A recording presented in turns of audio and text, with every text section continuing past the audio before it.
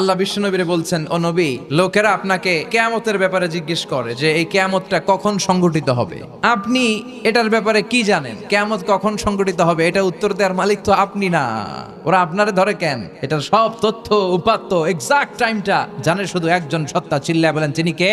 বিশ্বনবী মক্কায় প্রচার করতে লাগলেন, বিকট একটা গগন বিদারী চিৎকার হবে, ওই চিৎকারে সব ভেঙে চুরে খান খান হয়ে যাবে, ঠিক কিনা?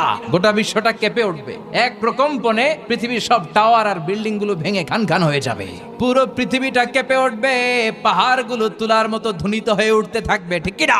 বারবার কিয়ামত সম্পর্কে শুনতে শুরু করলো, কাফেরদের মাথায় প্রশ্ন জাগলো, মুহাম্মদ যা বলে যদি এটা সত্য হয় তাহলে কিয়ামতটা কবে হবে ওটা জানার দরকার আছে না নাই? সবাই এসে বিশ্ব নবীরে ধরে, ডেকে বলে, আব্দুল্লাহর বেটা মুহাম্মদ, তুমি যে বারবার কিয়ামতের আয়াতগুলো আমাদের কাছে পেশ করো, মুহাম্মদ আমাদের অন্তরেও ভয় ঢুকেছে, আমরা তোমার কাছে জানতে চাই এই কিয়ামতটা কোন দিন সংঘটিত হবে।